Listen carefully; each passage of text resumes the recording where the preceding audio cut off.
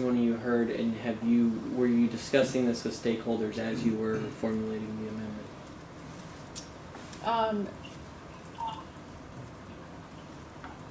So I think we heard from a number of people, and not a lot, but I think at every single public hearing we had somebody raise the optics of giving Intel a free pass, which I think was a little misinformed, because as a large company, they are regulated.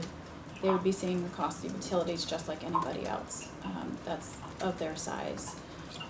For most of their processes, for their emissions that come from their burning of gas and other things. But this F-gas is a very specific kind of greenhouse gas. It's, tiny amounts, but they are very potent.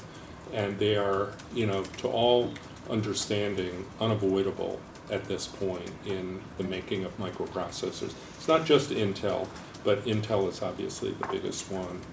Right.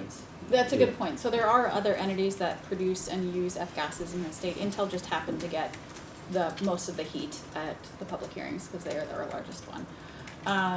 It is a trade-exposed sort of process, and we'll be looking to see feedback from them and other entities as we issue the amendments.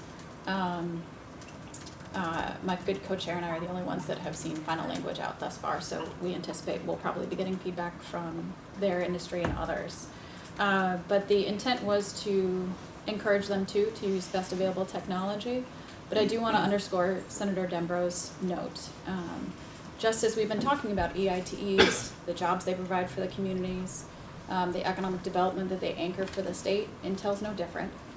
And this is a type of process for which they have poured a great deal of money into research and development to reduce and eliminate, and there is no physical substitute for F-gases in their process.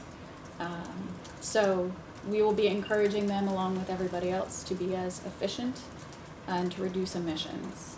I think to your other point about waste to energy incineration and others, that is why we're going to be using some of those proceeds, like we are within EITEs, to look at reducing and recycling plastics. But again, it's the same sort of continual system improvement that we're looking to find from all of our big industries that are our top emitters in the state. Part